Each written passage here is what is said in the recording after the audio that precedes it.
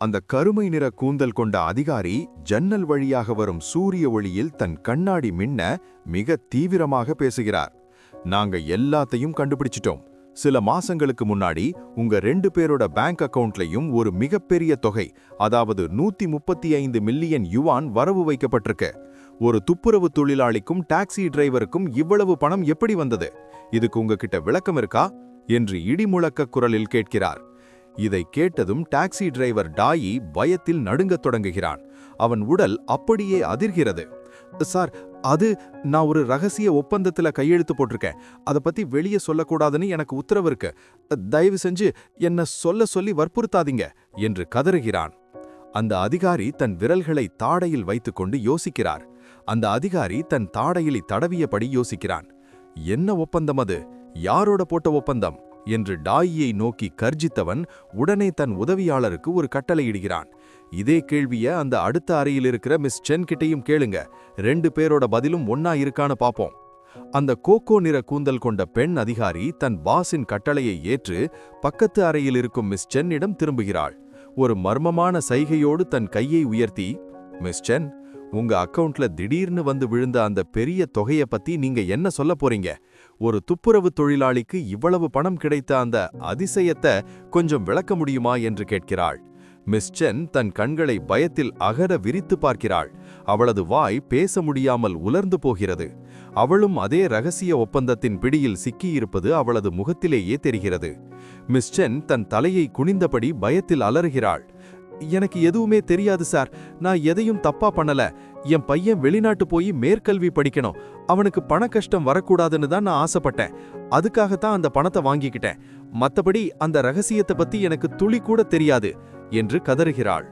அவள் பதற்றத்தில் யாரோ ஒரு மர்மமான நபரை, அதாவது லூவின் கிளப்பை சேர்ந்தவராக இருக்கலாம், அவரை பாஸ் என்று அழைத்து தனக்கு எதுவும் தெரியாது என்று மீண்டும் மீண்டும் உறுதியளிக்கிறாள். அப்போது அந்த அறையின் மேஜை மீது ஒரு கட்டு வெள்ளை காகிதங்கள், அதாவது ஃபைல்கள் தடதடவென வந்து விழுகின்றன. அந்த குட்டையான கூந்தல் கொண்ட பெண் அதிகாரி மிஸ் சென்னை கூர்மையாக பார்த்தபடி ஒரு கசப்பான உண்மையை சொல்கிறாள். மிஸ் சென், உங்க பையனுக்காக இதையெல்லாம் செஞ்சதா சொல்றீங்க. ஆனா உங்க பையன் அந்த தேர்வில் தேர்ச்சி பெற்றதா உங்ககிட்ட சொன்னது ஒரு பச்சை பொய். அவன் உங்களை ஏமாத்திருக்கான் என்று ஆதாரங்களை அவளுக்கு முன்னால் காட்டுகிறாள். அந்த அதிகாரி இரக்கமில்லாமல் உண்மையை வெளிப்படுத்துகிறார். மிஸ் சென், உங்க பையன் ஒரு எக்ஸ்சேஞ்ச் ஸ்டூடெண்டா வெளிநாடு போகவே இல்ல. அவன் அந்த தேர்வு எழுதுறதுக்காக நீங்க கொடுத்த எல்லா பணத்தையும் எடுத்துக்கிட்டு வெளிநாட்டு பயணத்துக்காக செலவு செஞ்சிருக்கான். அவன் உங்களை ஏமாத்திட்டான். நடுங்கும் கைகளுடன் அந்த புகைப்படங்களையும் ஆவணங்களையும் மிஸ் சென் வாங்குகிறாள். அதில் அவளது மகன் ஆடம்பரமாக ஊர் சுற்றுவதும் பணத்தை வீணாக்குவதும் ஆதாரமாக இருக்கிறது. இப்படிப்பட்ட ஒரு பையனுக்காக உங்க வாழ்க்கையையே பணயம் வச்சு இந்த ரகசியங்களை மறைக்கிறது தேவையா? இவனுக்காகவா நீங்க அந்த ஒப்பந்தத்துல கையெழுத்து போட்டீங்க என்று அதிகாரி அழுத்தமாக கேட்கிறார். மிஸ் சென் அப்படியே நிலை குலைந்து போகிறாள். அவளது கண்கள் அருவியாக கண்ணீரை சொரிகிறது. கண்ணா, என்னை இப்படி ஏமாத்திட்டியே என்று தன் மகனின் செல்லப்பெயரைச் சொல்லி முணுமுணுக்கிறாள்.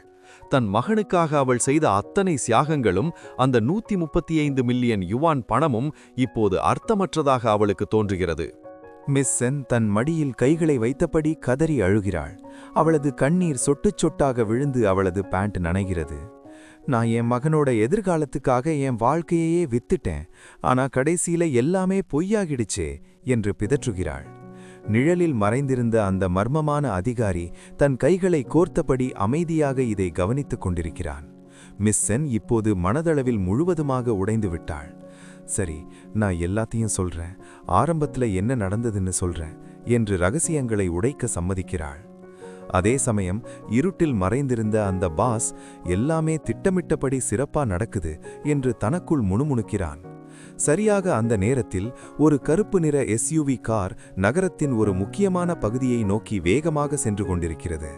ஒரு பிரம்மாண்டமான எதிர்கால பாணியில் கட்டப்பட்ட கட்டிடத்தின் முன்னால் அந்த கருப்பு நிற எஸ்யூவி கார் வந்து நிற்கிறது. காரிலிருந்து இறங்கிய ஒரு நபர் விலையுயர்ந்த பிசினஸ் சூட் அணிந்து கம்பீரமாக நடக்கிறார்.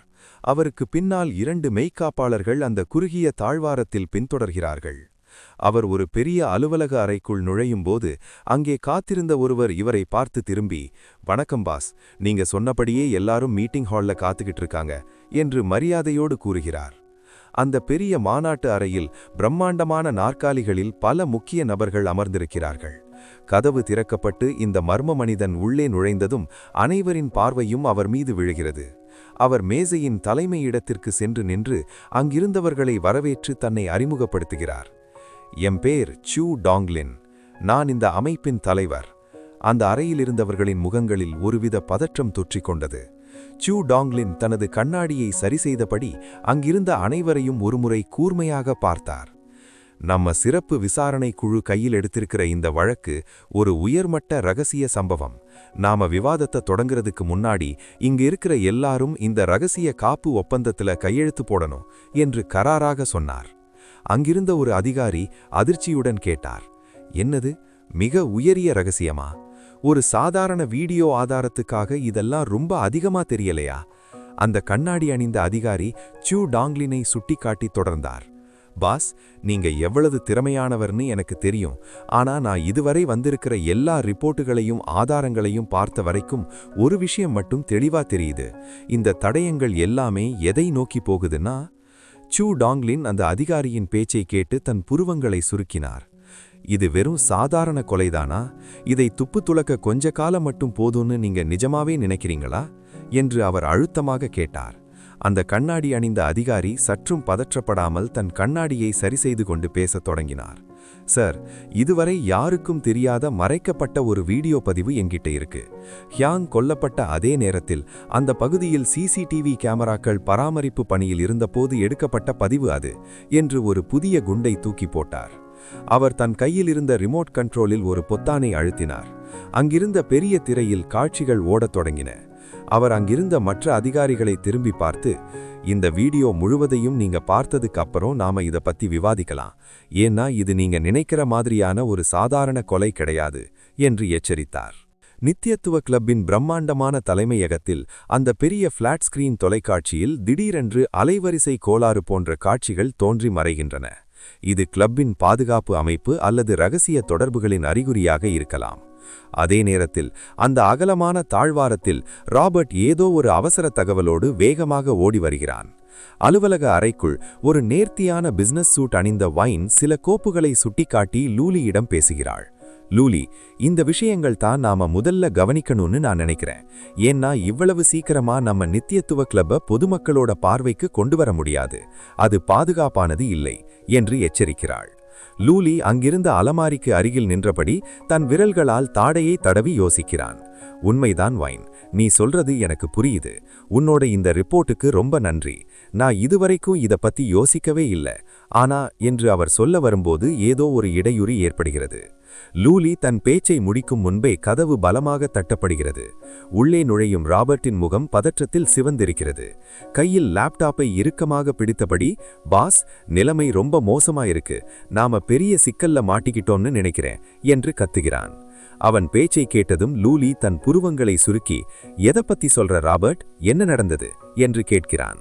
வைன் எதையும் பேசாமல் அமைதியாக ஆனால் கூர்மையான பார்வையோடு ராபர்ட்டை நோக்குகிறாள். ராபர்ட் அந்த லேப்டாப்பை மேசையின் மீது வைத்து திறக்கிறான். யாரோ ஒரு மர்மமான அமைப்பு நம்மள பத்தி தீவிரமா விசாரிச்சுக்கிட்டு இருக்காங்க. குறிப்பாக நேரத்தை விற்பனை செய்த எல்லா வாடிக்கையாளர்களையும் அவங்க குறிவைக்கிறாங்க. அதுக்கான அடையாளங்கள் இங்க இருக்கு பாருங்க என்று சில டிஜிட்டல் தடயங்களை காட்டுகிறான். ராபர்ட்டின் லேப்டாப் திரையில் பல நபர்களின் புகைப்படங்கள் வரிசையாக தோன்றுகின்றன. அவர்களது வங்கி கணக்கு விவரங்களும் அங்கே விரிந்து கிடக்கின்றன. பாஸ், இவங்க எல்லாரோட கணக்குகளையும் யாரோ நோட்டம் பார்க்கறாங்க.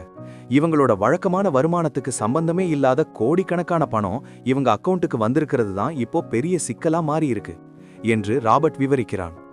ஒயின் அந்த புகைப்படங்களை உற்று பார்த்துவிட்டு லூலியை திரும்பி பார்க்கிறாள். லூலி, இவங்க எல்லாரும் நம்ம கிட்ட நேரத்தை வாங்கினவங்க தான்.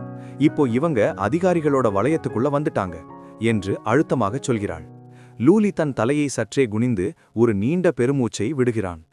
கடைசியில அந்த நாள் வந்தே தீரும்னு எனக்கு தெரியும். ஆரம்பத்துல நான் ரொம்ப அவசரப்பட்டுட்டேனோன்னு தோணுது என்று தனக்குள் வருந்துகிறான். அவன் ஜன்னல் வழியாக வெளியே பார்த்தபடி யோசிக்கிறான். ஆரம்பத்துல நான் சாதாரண கூட்டத்துல ஒருத்தனா இருந்தப்போ என்னை யாரும் சந்தேகப்பட மாட்டாங்கன்னு நினைச்சேன். அதனாலதான் எதையும் மறைக்கணும்னு தோணல. ஆனா இப்போ அந்த சின்ன சின்ன அலட்சியங்கள் எல்லாம் ஒரு பெரிய சுனாமியா மாறி திரும்பி வருது என்று தனது பழைய முடிவுகளை எண்ணி பார்க்கிறான். லூலி தன் கையை சட்டைப்பைக்குள் நுழைத்தபடி அந்த லேப்டாப் திரையை உற்று பார்க்கிறான். அவன் முகம் முன்னெப்போதிலும் விட கடுமையாக இருக்கிறது. காலம் இப்போ முழுசா மாறிடுச்சு. இந்த ரகசிய புலனாய்வு அமைப்புகளோட கழுகு பார்வை என் மேல விழுந்த அடுத்த நிமிஷம் என்னோட சாதாரண வாழ்க்கை சம்பந்தப்பட்ட அத்தனை அடையாளங்களும் அழிக்கப்படும் என்று அவன் கணக்கில் கொள்கிறான். அவன் ஒரு சாதாரண மனிதனாக வாழ்ந்ததற்கான ஆதாரங்கள், அவனது குடும்ப பின்னணி என அனைத்தும் இந்த விசாரணையால் துடைப்பெறியப்படலாம். ஒயின் அமைதியாக நின்றபடி லூலியின் அடுத்த நகர்வுக்காக காத்திருக்கிறாள். ஆனால் லூலியின் சிந்தனை மிக மோசமான விளைவுகள் ஏற்பட்டால் என்ன செய்வது என்பதை நோக்கி ஓடுகிறது. அங்கே மேசைக்கு முன்னால் தரையில் அமர்ந்திருக்கும் ராபர்ட் லூலியின் முகத்தையே பார்த்து கொண்டிருக்கிறான். இந்த விவகாரம் என்னோட ஊழியர்களையும் பாதிக்கும், அவங்க வாழ்க்கையும் இப்போ கேள்விக்குறியாகிடுச்சு என்று லூலி தன் குழுவை பற்றி நினைத்து வருந்துகிறான். அவன் ஆழ்ந்த சிந்தனையோடு எப்படி அதிகாரிகள் தங்களை கண்டுபிடித்தார்கள் என்பதை துல்லியமாக அலசி பார்க்கிறான். இவ்வளவு ரகசியமாக செயல்பட்டும் அந்த சின்ன நூலிழை எப்படி அதிகாரிகளின் கையில் சிக்கியது? லூலியின் முகத்தில் ஒரு மெல்லிய வக்ரமான புன்னகை மின்னுகிறது. எல்லாத்துக்கும் காரணம் அந்த ஹென்யாங் தான் என்று அவன் உறுதியாகச் சொல்கிறான். இதை கேட்ட ஒயின் மிகுந்த ஆச்சரியமடைகிறாள். என்னது, ஹென்யாங்கா? நிஜமாவே அவனால்தான் இவ்வளவு பெரிய சிக்கல் வந்ததா என்று நம்ப முடியாமல் கேட்கிறாள். லூலி அவளை திரும்பி பார்க்காமலேயே ஜன்னல் வழியாக வெளியை பார்த்தபடி பதில் சொல்கிறான். ஆமாம், அது அவன்தான். நான் எப்பவுமே சில கொள்கைகளை வைத்திருப்பேன். ஆனா இந்த விஷயத்துல மட்டும் என் கொள்கையை மீறி செயல்பட்டேன். அந்த முடிவுக்கு பின்னாடி நான் தான் இருந்தேன் என்று ஒப்புக்கொள்கிறான். அவன் முகத்தில் இருக்கும் அந்த சிரிப்பு தான் செய்த தவறை நினைத்து அல்ல, மாறாக அந்த தவறு எவ்வளவு பெரிய விளைவுகளை ஏற்படுத்தியிருக்கிறது என்பதை பார்த்து கிண்டலாக சிரிப்பது போல இருக்கிறது. ஒயின் அவனை மிகவும் தீவிரமாக பார்க்கிறாள். உங்களைப் போன்ற ஒரு அபூர்வ சக்தி கொண்ட மனிதருக்கு ஒருத்தரோட விதியை மாற்றதோ இல்ல ஒருத்தரை சிதைக்கிறதோ ரொம்ப சுலபமான விஷயம்தான். ஆனா ஒயின் மிகுந்த கவலையோடு தொடர்கிறாள். அந்த சம்பவம் பொதுமக்களிடமிருந்து மறைக்கப்பட்டிருந்தாலும் உயர்மட்ட புலனாய்வு அமைப்புகளின் கவனத்தை அது ஈர்த்துவிட்டது. குறிப்பாக நம்முடைய உயிரியல் மற்றும் இயற்பியல் ஆய்வகங்களில் நடக்கும் மாற்றங்கள் அவர்களை ஆச்சரியப்பட வைத்திருக்கிறது. ஆனால் லூலி சற்றும் பதற்றமடையவில்லை. அவன் தன் கையை தாடையில் வைத்தபடி மிகுந்த தன்னம்பிக்கையுடன் தன் ஊழியர்களை பார்த்துச் சொல்கிறான். கவலைப்படாதீர்கள், நித்தியத்துவ கிளப் இனி ஒளிந்து வாழ வேண்டிய அவசியமில்லை. நாம் ஒரு சாதாரண நிறுவனத்தைப் போலவே அரசாங்கத்திடம் முறையாக விண்ணப்பிக்கப் போகிறோம். அவர்கள் நிச்சயமாக நமக்கு அனுமதி வழங்குவார்கள். இதை கேட்டதும் அங்கே இருந்த ஊழியர்களின் முகத்தில் மகிழ்ச்சி தாண்டவமாடுகிறது. ஆனால் ஒயினுக்கு இன்னும் சந்தேகம் தீரவில்லை. அப்படியானால் நம்மை அவர்கள் ஒரு அதிகாரப்பூர்வ அமைப்பாக அங்கீகரித்து விட்டார்களா என்று மீண்டும் கேட்கிறாள். லூலி தன் இரு கைகளையும் தலைக்கு பின்னால் கட்டிக்கொண்டு நிதானமாகச் சொல்கிறான். அரசாங்கம் நம்மை அவ்வளவு எளிதில் தடுத்துவிடாது. ஏனென்றால்